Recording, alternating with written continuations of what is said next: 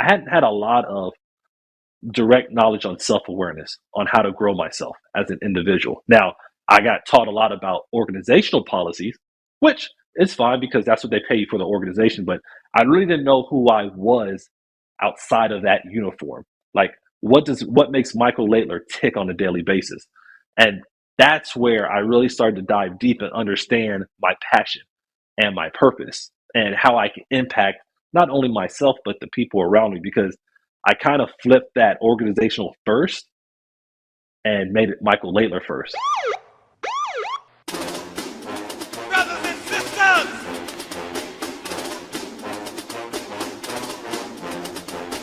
brothers and sisters,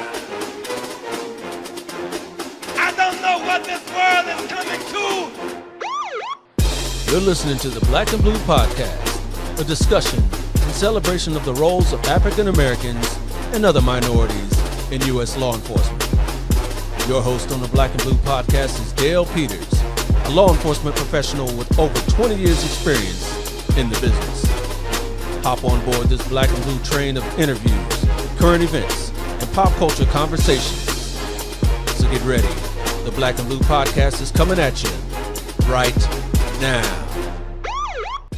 Hey, ladies and gentlemen, boys and girls, welcome to the Black and Blue Podcast, where we celebrate diversity in U.S. law enforcement. I am the often imitated but never duplicated host of the show, Dale Peters.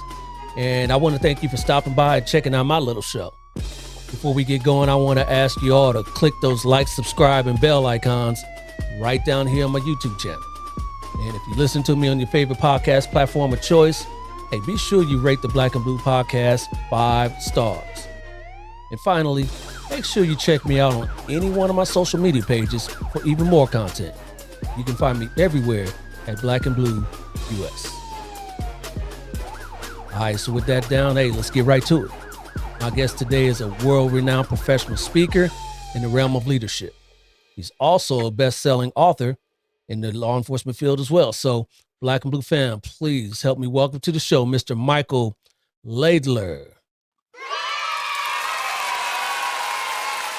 How you doing, sir? Man, I'm doing great, Bill. Thanks for having me on tonight. I really appreciate this opportunity to come speak to you and your audience. Absolutely, absolutely. What's going on with you this evening? Man, I'm just enjoying it. I had a nice hefty dinner, maybe too much pasta, I'm thinking tonight. So I'm hoping that doesn't impact you too much. Can you ever Yes, have you too can much actually. pasta? Okay. There's carb overload. There's definitely between that and yeah. bread, it definitely doesn't pay off. But it was good though. What- That was the good part. Yeah. Well, there's that part there. Yeah. There's that part. Yeah. So I mentioned in the intro there that you were a world-renowned speaker and an author as well. But where are you located? Right now, I live in Beaumont, Texas. For those that have no clue where Beaumont's at, look at Houston, which I know you can find Houston. Look 90 minutes east, or look between Houston and the state of Louisiana. There's a highway called I-10, and Beaumont's almost smack in the middle of it. Okay. So is it kind of like you consider yourself the Houston metro area there? No, that's not. This is not the Houston Metro. This is literally past the Houston Metro area. Way If I was past. in Dallas, yeah. If I was in Dallas, we'd call it the Okay. Dallas Metro area, if that was that area. But no, this Beaumont is outside of that realm. Okay. Are you originally from Texas? No, actually, I'm originally from Miami, Florida. I wow. lived there until about 17, and then I moved to Tallahassee, where I went to Florida State. And that was nearly 20 plus years ago at this point. Okay. And then what brought you to Texas?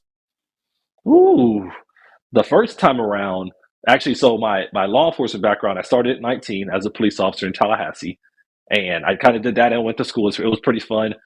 Daytime hours, I was in my uniform in class, and then I worked the 4 p.m. to 2 a.m. shift, so I'd go to work right after. I did that for a few years, and I decided that I wanted to get into federal law enforcement, and I actually got into Border Patrol. So that's what got me to Laredo, Texas, initially as a Border Patrol agent. Then my son was born. We realized at the time that we didn't have any family in Texas. So I moved to Florida, where I joined the Federal Bureau of Prisons as an officer, did some work there, got a promotion, went to Louisiana, got another promotion from there, and finally made my way to Texas about 2018.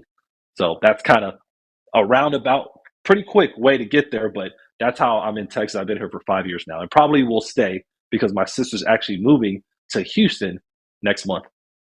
Okay, okay. So you kind of Hmm. acclimated to Texas now, but you were a Florida boy. What was that transition like for you? It was actually, I mean, besides the beaches, um, it's all the same. Once you move once or twice, you learn to make everything home. So for Yeah. me, I had already went from living 17 years in Florida to going up to college, and that transition, I lived there almost 7 years between being 17 to about 24. So going from Florida to Texas was no big transition because law enforcement, we already have this tendency to adapt to Yeah. situations pretty quickly. And going from Florida to Texas, for me personally, wasn't a big change at all. Okay. All right. Well, Hmm. congratulations on the transitions and the promotions and all that good stuff. Hmm. And so what kind of brought you into law enforcement in the first place? Actually, and it's pretty funny. I wrote it in my book, and when I was thinking about it years ago, I was like, "What actually started it?" And it was actually June of 1994. If nobody remembers that date, being from California yourself, you probably knew what had happened in June of 1994. That was the O.J. Simpson trial. And Yes. Yep. yes, Okay. yes, and that was a very uh, famous, infamous, whatever word we want to use, event in the world, especially in the country at the time. And I was like 9 years old, but I was remember being stuck to the TV, and all I wanted to do was be a homicide detective in LA. That's all I can remember. And it was Uh, from that point forward that had inspired me to look into law enforcement. In high school, I took law enforcement classes. When I started Florida State, I was taking criminal justice.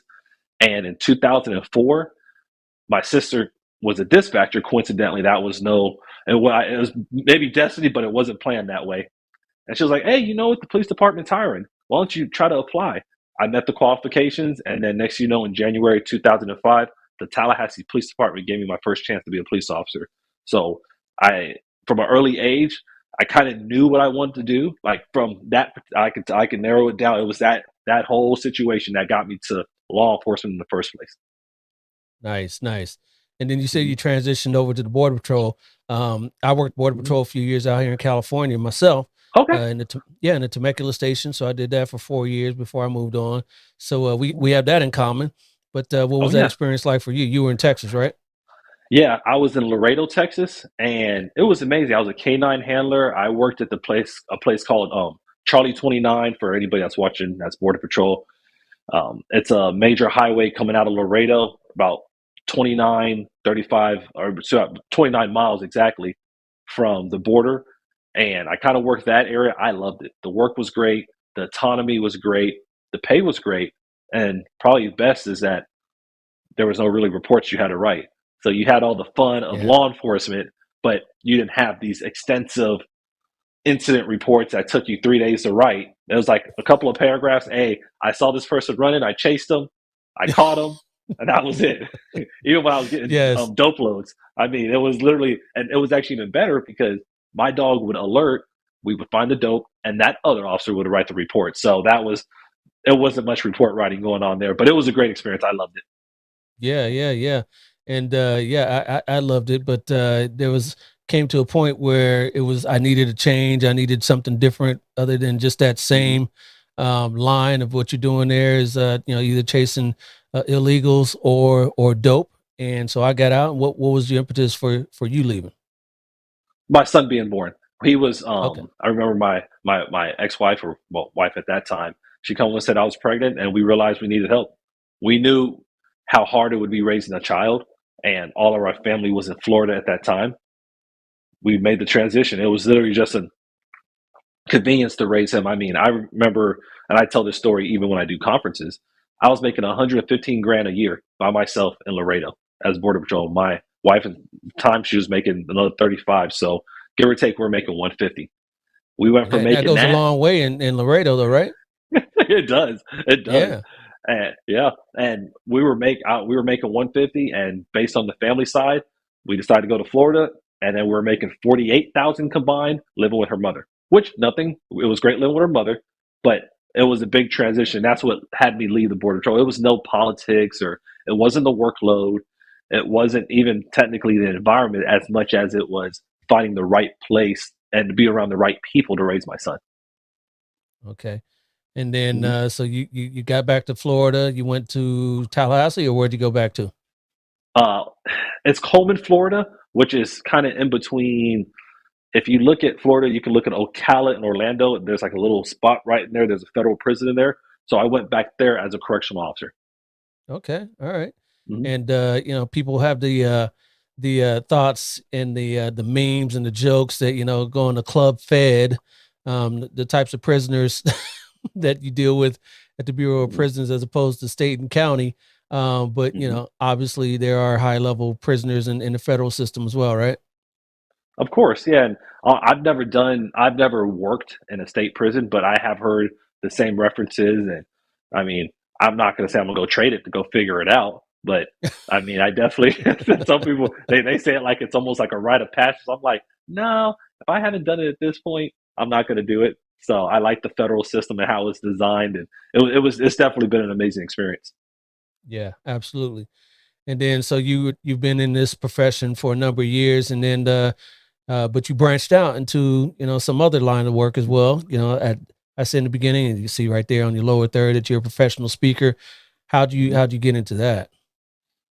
It's actually quite interesting because most of my life, although I'm in law enforcement, I believed I was naturally an introvert. And it wasn't until about 2015 when I received my first promotion to an official supervisory position, and I was becoming a lieutenant, where I wanted to increase my communication skills. Because as we all know, supervisors speak, they communicate, they have briefings, they have roll calls, they have all these different things that they have to be able to disseminate in a clear manner.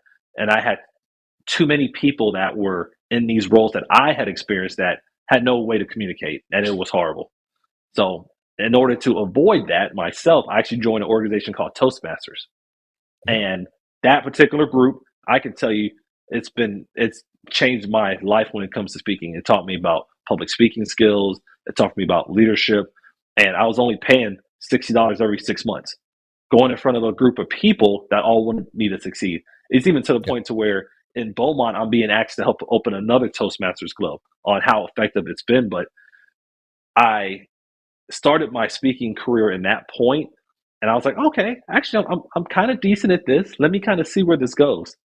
And then one of my former coworkers that was in Border Patrol, he was in the John Maxwell team, and I saw it. I was like, huh, this is interesting. I Yeah. inquired What about is it. that? It's What so is that? John Maxwell, yeah. So they're an organization, a program that certifies coaches in coaching, training, and speaking. Now, it's usually on leadership skills. They have some other things, but they give you essentially a turnkey program that allows you to start delivering leadership programs right now. You said, "Hey, Michael, I wanted to learn about intentional growing. How do you grow yourself as an individual?" I could say, well, we could talk about intentional living by John Maxwell, the 15 invaluable laws of growth by John Maxwell. And I could bring that to the company like right away. So that program taught and showed me how to run a business from that aspect when it came to leadership. I went through that certification program, and in October of 2017, I actually opened my business up. And I honestly didn't know what I was doing, so to speak. I mean, it sounded good. I mean, every program makes it sound good. Yep. John Mack's like, yeah, you can just open a business, you'll start getting clients. Right. No, Right. it was not.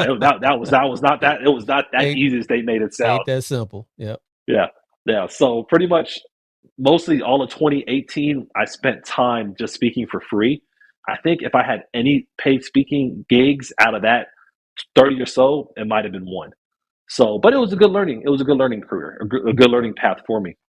And then when I moved to Beaumont, I actually stopped speaking for 2 or 3 years.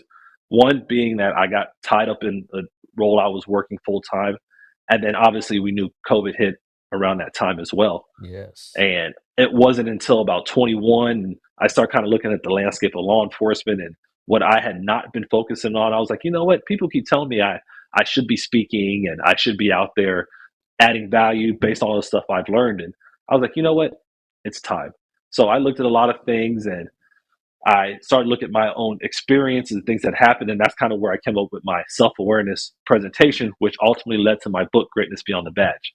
Just kind of looking at Yes. the landscape of what we were in and what I hadn't experienced. I mean, I don't know how you experienced it, Dale, but prior to 2021, I hadn't had a lot of direct knowledge on self awareness, on how to grow myself as an individual. Now, I got taught a lot about organizational policies, which is fine because Mhm. that's what they pay you for the organization. But I really didn't know who I was outside of that uniform. Like, Okay. what makes Michael Laidler tick on a daily basis?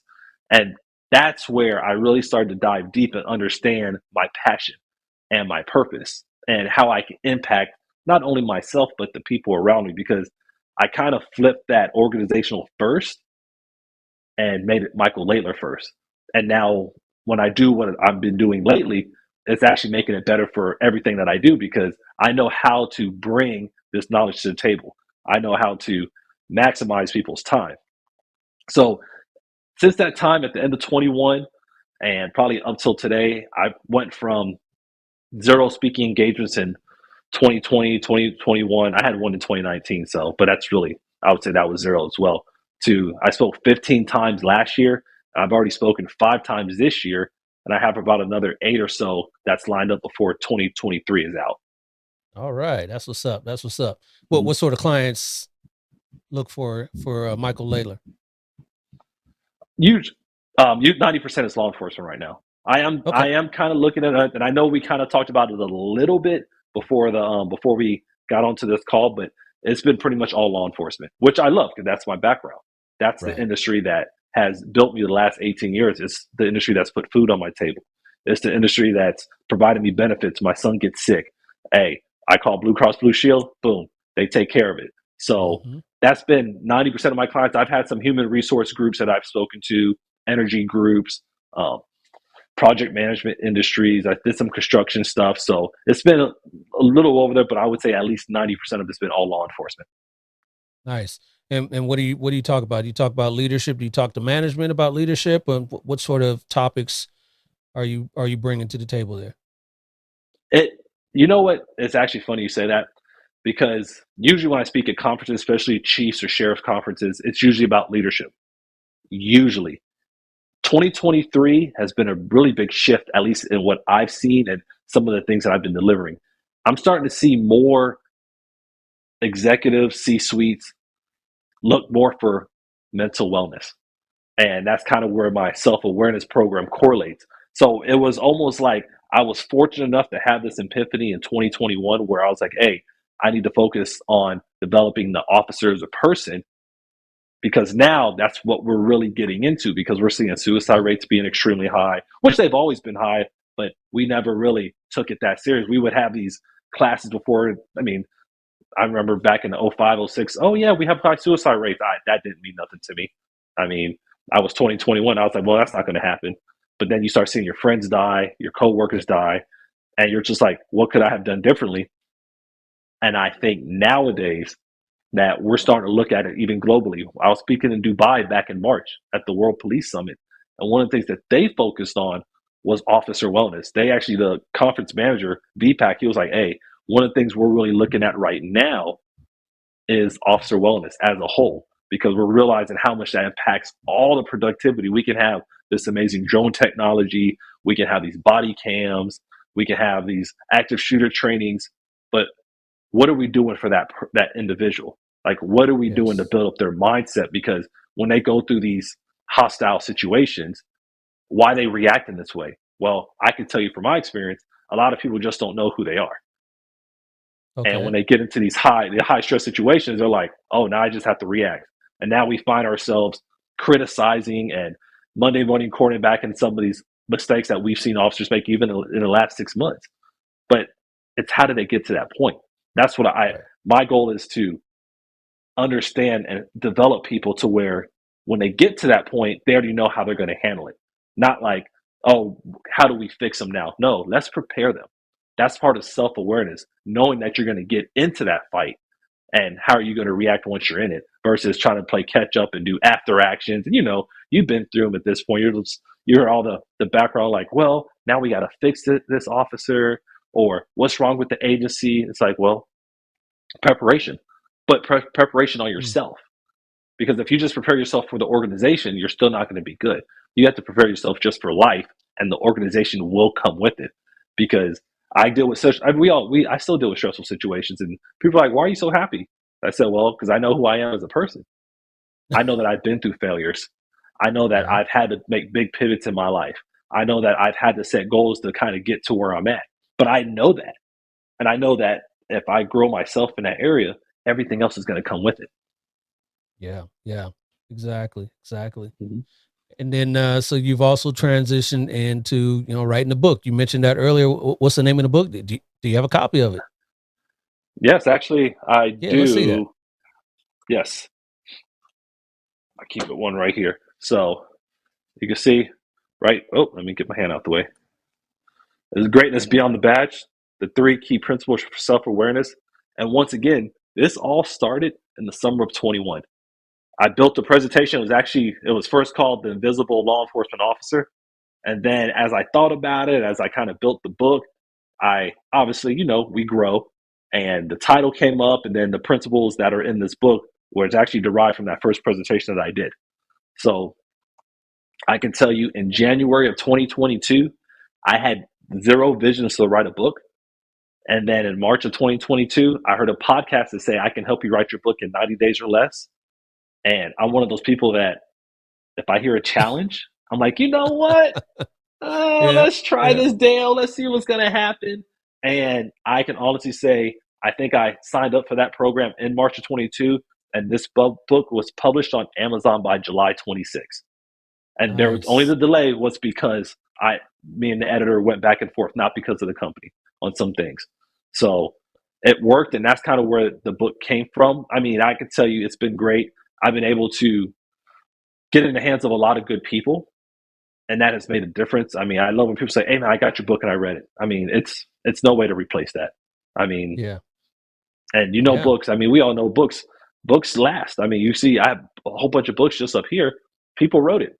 I mean, you got Right. books. I got. Yeah. I mean, books. Abraham Lincoln, Colin Powell, Nelson Mandela. Once you write it, you put it out and you keep going, and you don't know who's going to pick it up. But obviously, anybody's words can be inspiring, and that's kind of what I wanted from this book. Like, hey, if I can change one officer's trajectory or even one person's path and help them become better through this book, then that's a win for me. Yeah. Yeah. Sum up the book. What does it encapsulate? What would you write about it? So, really, the presentation, which is my keynote or my signature presentation that I do when it comes to greatness beyond the badge, is three key principles: who you are, why you should develop yourself, and a path to greatness. I know we've talked about basketball a little bit in the pre-call, and that path to greatness. Some of it started with Kobe Bryant on how to be the best version of yourself, because that's one of the hardest things we have is how do we be that person? How can we be better today than we were yesterday? How can we do that? And in summary, that's kind of what my book hits. It first says, hey, let's identify your failures. Okay, you identified them. They make you who you are. Reflect on them. Let's grow from them. Don't just ignore them. Don't pretend they didn't happen. Don't learn from them because you don't want to do it over again.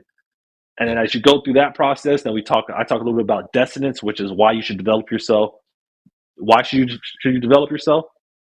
Work life balance. We always talk about it, but we don't never do it.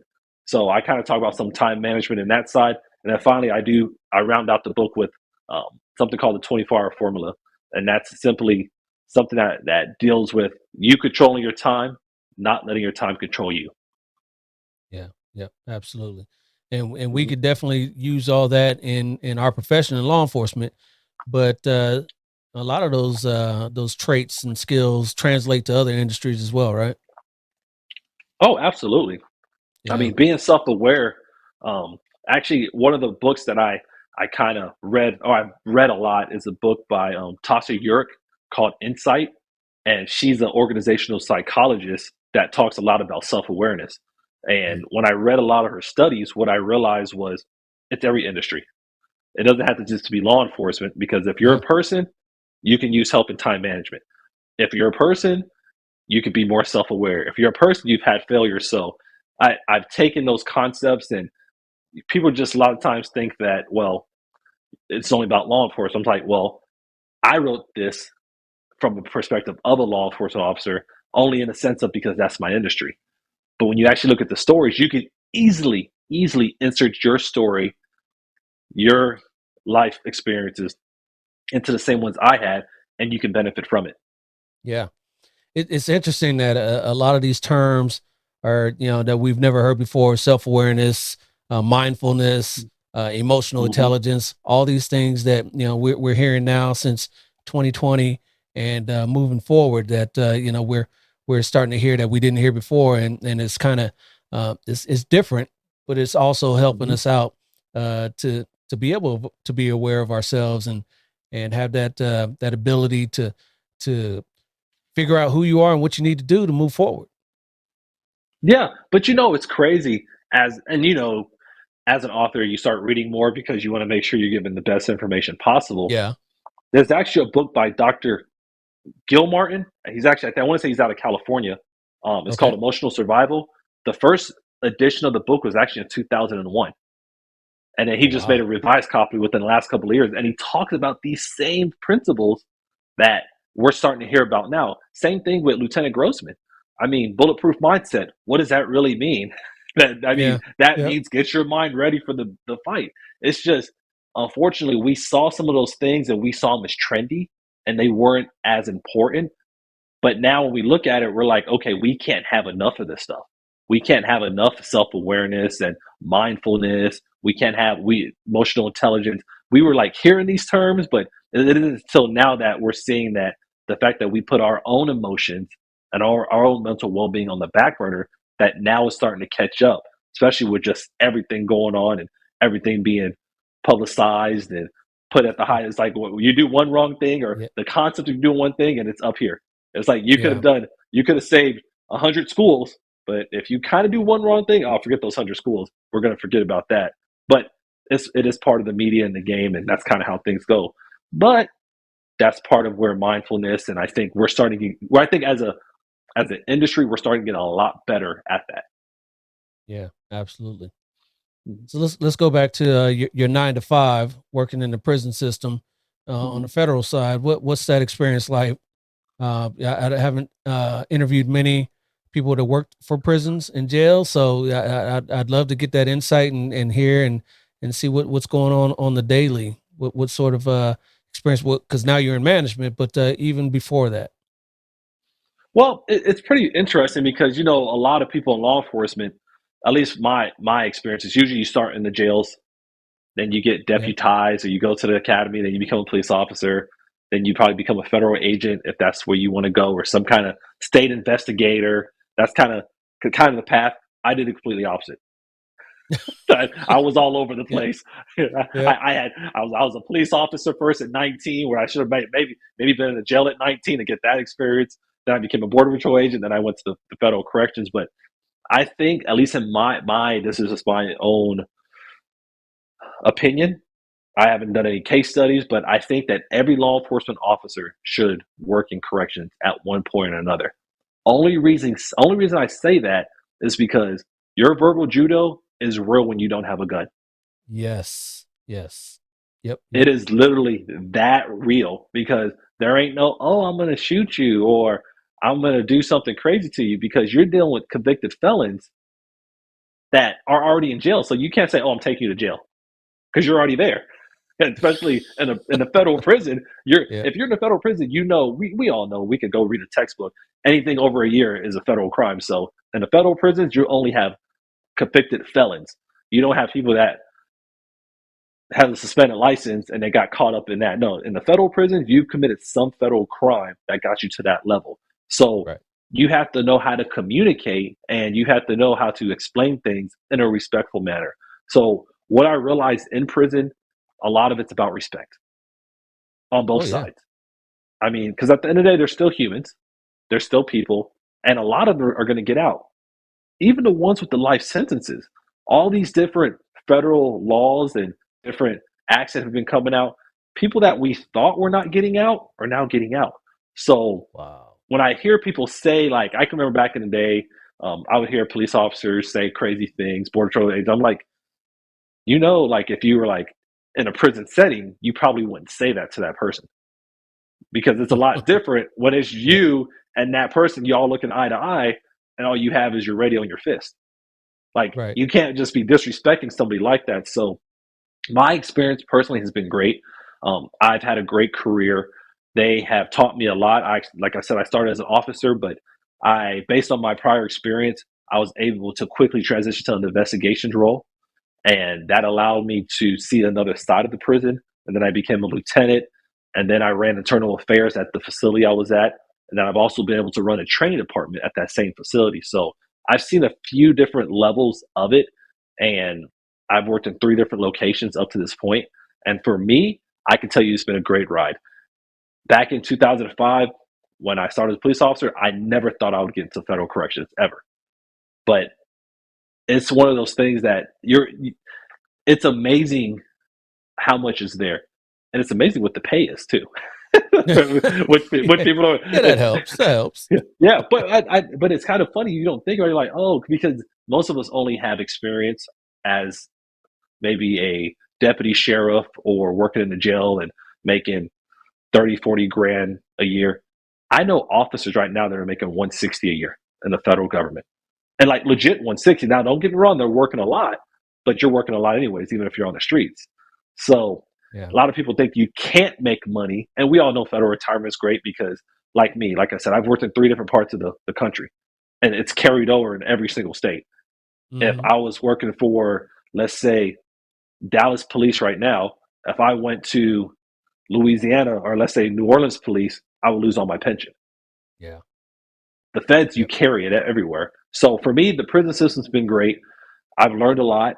I have definitely learned how to communicate better. And I think that some of this speaking, being a professional speaker, is tried and proven because you have to go in situations a lot more calmly, and you have to be able to get your point across without force.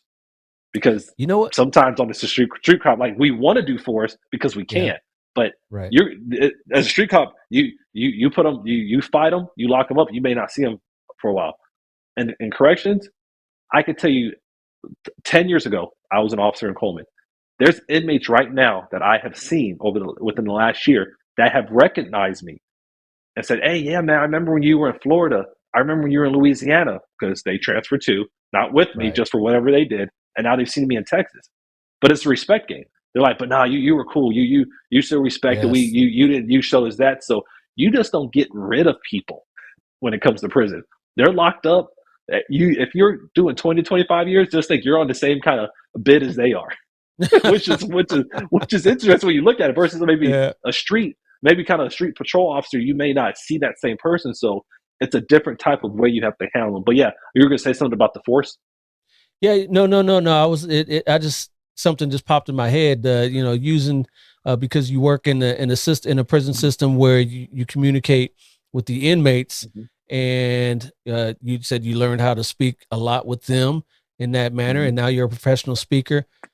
Is there a way that you could probably use that skill to speak with those on the outside that have had some problems, with the legal system? Maybe Oh, I don't know what absolutely. the pay. I don't know what the pay would be, but Yeah, yeah, I don't know either because I've never looked into that personally. But as you know, just being fellow law enforcement, you learn a lot just by speaking to the public in general. yeah, Like you just learn how, and I think that's what makes our field very unique when it comes to professional speakers. That I don't think a lot of people realize is that we're talking to people usually on not like positive terms. I I right. I can't remember the last time when I was a cop or even in a federal system where I got invited to a Thanksgiving dinner. Like, hey, you know what? You've done a great job. Come eat at our house tonight. No, if we get invited to Thanksgiving, it's because we have to go fix the problem because somebody Yep, had too much to drink or yep, somebody got mad at somebody else. So now we're breaking it up. And I think yep. that's what kind of sets us apart as speakers is because we can go to any audience and we can relate to any of them because when you get to a call, you're not like, oh, is that a black male call we're going to? Is that a white female? Like you don't know, but and even if you do know, you still got to handle it, just like anything else. Same thing in the Yeah, prison. Like you don't know what group the people are with, if they're gang, they're non-gang. You don't know their crime. You can't, and you got to still give them the same respect.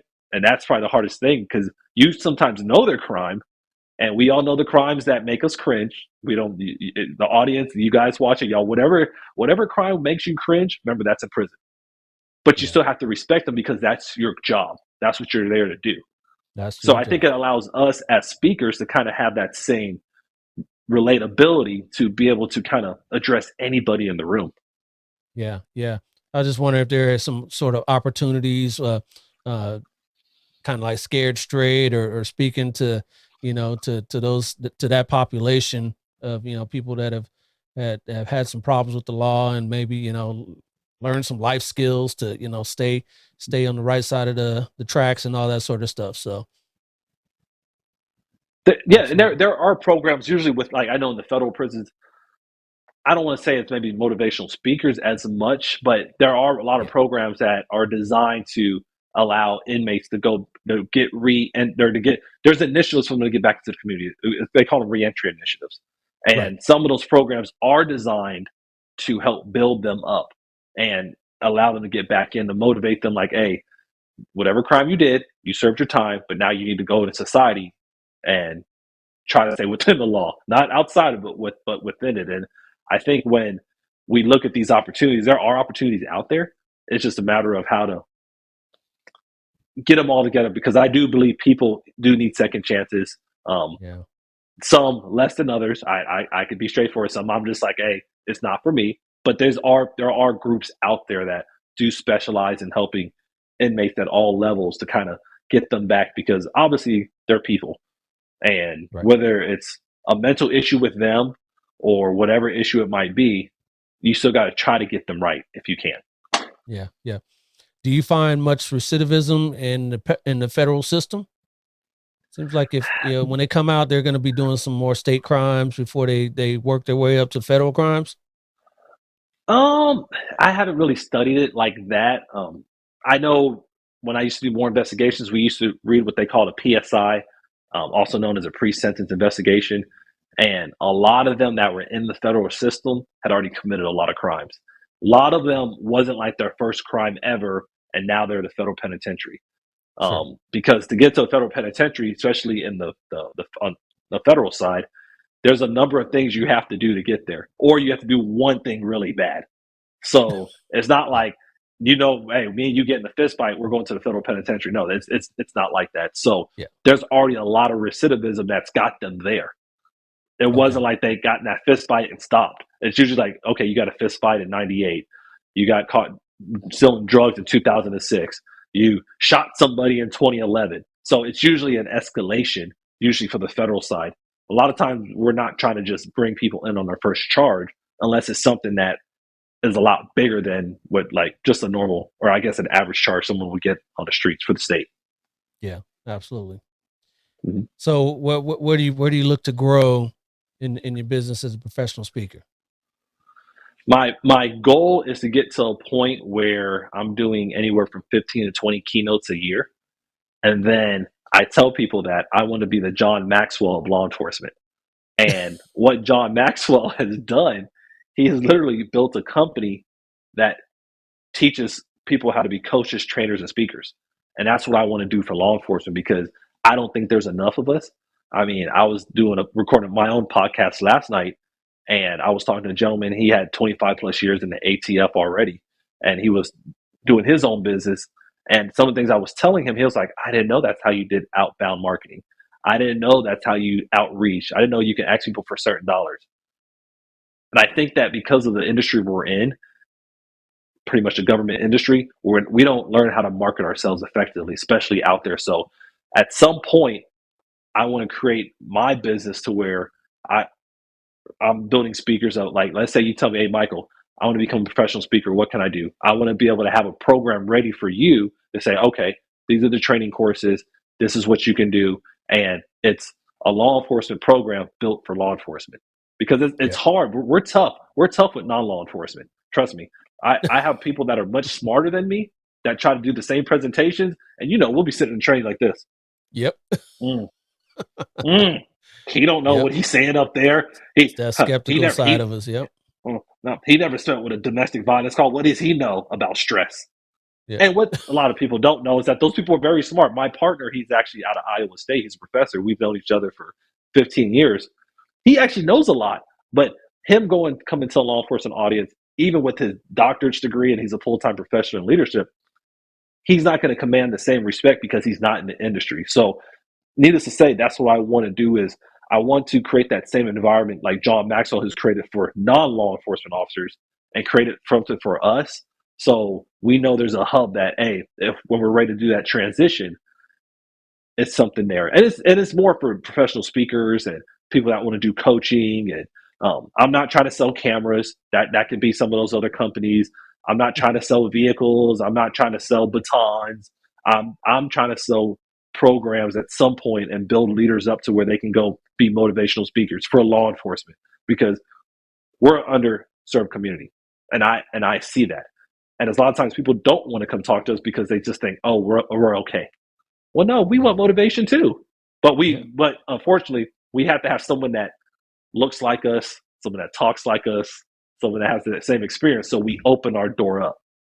But so that's what I just want to get that culture to where they're like, okay, if we bring someone like Michael and Dalen, we know that they've already went through a leadership program that's dedicated to law enforcement that's going to help us grow. But we can also relate to them, so we're going to actually listen. That's what's up. That's what's up. Love it. Love it. Mm-hmm. All right, Michael. Hey, man, I appreciate you coming on and sharing that knowledge and experience with us. And but hey, you're not done. Like I told you in the pre-show here, I got a little trivia for you. So let me get this started here for you. And this is here we go. Black or blue? Black or blue? Black or blue? Black or blue? Black or blue? Black or blue? All right, Michael, so this is my black or blue game, and your category today is hooping and the 303 and the 305. I know we spoke off air saying that, you're in sports and you like basketball. So this is, you see Denver and Miami right there. This is NBA players that have played in both of these cities. Okay, NBA players that have played in these cities. I'm going to show you a player, and you tell me, have they played for the Denver Nuggets? Have they played for the Miami Heat, or have they played for both? Okay. Okay, either the Nuggets, the Heat, or both. All right, pretty simple. Yes. All right, let's get to it. Here's your first player here. Chauncey Billups. Chauncey Billups, has he played for the Nuggets, the Heat, or both? I want to say, I know he's done some coach. Oh, he's just coaching Portland right now. I'll say Miami. Miami. Oh, no. Gosh. He's only played for the Nuggets. Oh, he's Nuggets. Yeah, out of those two. Yeah. I think he's back with Carmelo. Yeah, that's what it was. Yeah, I was thinking L.A. and the Detroit Billups. Yeah, that's. I think that he went to Denver on purpose because I think he's from that area. But all right, we'll get you back on track here. No, go ahead. How about Tim Hardaway? Not junior. Tim Hardaway senior. No, he's definitely a Miami guy. 100% Miami guy. I'm just gonna go straight Miami on him. Just straight Miami. Oh, come on. Yes, he's played for both. Yeah. That's well late. That photo on the right is definitely late in his career. I'm not saying that. That too must have been 2 seasons. Or 2 games, maybe. Maybe, yeah. That's definitely the heavy side of Tim Hardaway. Yes. That's all right though. Remember, they on the roster. So that. Oh yeah. You gotta have me go look this up later because I gotta see. I gotta see how many minutes. Well, you see the pictures. He's in the uniform. So he's in the uniform. Yeah. All right. Here's your next one, man. How about the Alonzo Mourning? I'm gonna say straight Miami. There's no way he went to Denver. Yeah, yep. Shorter than Miami. And yeah, I just saw him in his gray suit when they won Game 7 in Boston. He was sitting there with Pat Riley. Yep. All right, good one there. We got you on track a little bit there. How about your next one here? How about Chris Bosh? Miami for sure. I'm not gonna even look at the. Did he? He went from Toronto to Miami. You know what? No, just Toronto and Miami. Yep, that is true. Yep. Yeah, because he had the heart retired out of it. He retired early. Remember, he retired early because he had the the blood. Yeah, blood clot. Blood clot. Yep. All right, cool. We got you back on track. 2 for 2. 2 and 2. Here we go. Here's your next one here. Juwan Howard. Has he played for both, or has he played for one or the other? He definitely played for Miami. He played for Miami. Gosh, did he play for Denver? Ooh, I need to phone a friend on this one. I want to say yeah. All right. Yes, yes, he did. Yes, he did. Yes, he did. Yes, he did. Yes. Yeah. So a lot of these are like at the end of their careers, probably because nobody remembers him ever playing for Denver. Never. Yeah. Him and Tim Hardaway was on the same contract Yep. or something. Yeah. Maybe so. Maybe so. Yeah. All right. Here's your next one here. How about Carmelo? Just Denver. Just Denver. Yep. Denver, yeah, that's where he started, and then New York gave up that ransom for him. Yeah, Miami tried to get him. They tried to give him a little time. But he actually went to the Lakers at one point, but never got over to Miami. Yep, and I don't think he ever got a ring either, did he? He just kept missing. He tried. We thought we were getting. He was gonna get one with Portland too. He missed that one as well. Yep. All right. How about your next one here? How about Alex English? Ooh, that's old school right there. Yeah. Ooh, you might got me on. You might have this one on me altogether. I'm gonna go out on a limb and say Denver only. Yeah, I don't even think that Miami was around when he was playing. I didn't think so. Yeah, because I want to say that the Heat came up in the early '90s, so I was just playing the guessing game. I was like, was it Denver Nuggets or was it the other? I think the Nuggets were something else before or something like that, but I don't know. Yeah, no, he only played for the Nuggets. Out of those two teams there, you saw the first one there. He played for the Bucks.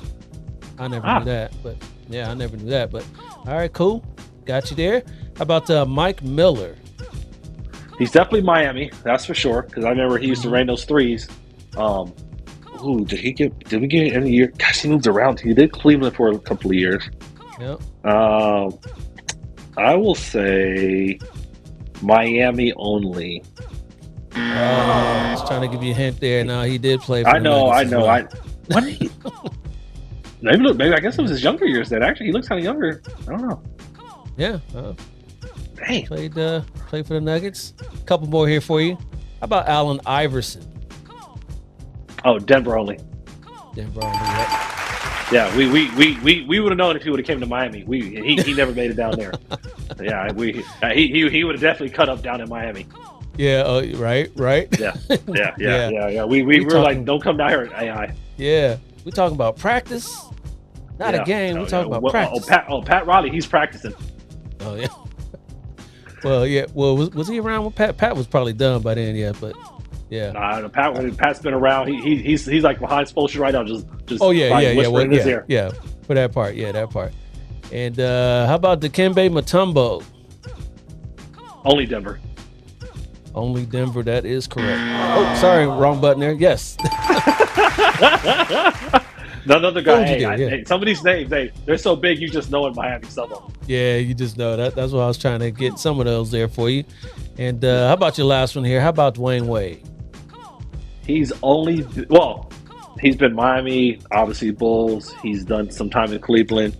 No Denver, only Miami. No Denver, that is correct. No Denver. All right. So you actually did pretty well there at the end. So we're gonna call you the winner.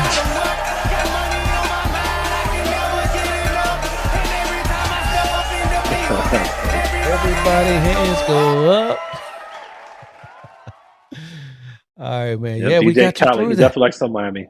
Yes. Yeah, he's definitely from Miami there too. Yeah, for sure. All right, Michael. Hey, man, I appreciate you coming on and espousing some knowledge. How about some quick words of wisdom for the viewers and the listeners before we get you out of here? I would say for every person, whether you're law enforcement or not, make sure you're growing yourself every day. Every day you don't grow yourself, you're losing an opportunity to get better. And one of the things that I've learned over the last 18 years as a professional, 37 years in this world, is you got to control your time. If not, it's going to control you, and you're going to lose out on valuable opportunities that you could be taking every single day, that you're allowed to take every single day that you wake up, and grow from there, and just take it from there, because you deserve it, your family deserves it, and then obviously the organization you work for deserves it. Great words to live by. Love it. All right, Michael. Hey, man, I appreciate you once again, and hey, be safe and continued success in the business ventures. And hey, I hope you sell a lot of books. Where can we find that? You just go to Amazon, type in "Greatness Beyond the Badge," and you will see this cover. nice and ready, right when you pull up the Amazon, and that'll be me. If you want to buy them in bulk, just send me an email. We can get your whole agency outfitted. There you go. There you go. Yeah. Spoken like a Yes. true entrepreneur there. Yes. I want to get everybody's hands. I think about it. I was like, if I get my book in every officer's hand in like LAPD, Miami PD, I mean that's like 35,000 copies sold just those two agencies Yeah. overall, or give or That take. part. So That yeah. part. Mhm. All right, Michael. Hey, man, I appreciate you. I appreciate too, Delia. Thank you for having me on your show. You got it, brother. And it's a wrap. Another amazing interview for the Black and Blue Podcast archives. I want to thank this episode's guest, Mr. Michael Laidler, for sharing his story and vision with us today. Thank you, sir. It was truly an honor. And if you guys felt honored by checking out this episode, let me know by leaving a comment in the section below. And be sure to like, subscribe, and share this episode if you haven't done so already. I'll be back in 2 short weeks with another banging episode just like this one. But till then, y'all know the phrase, stay black and blue. I'll holler at you. I'm out. Peace. This has been a Maitre D Entertainment presentation.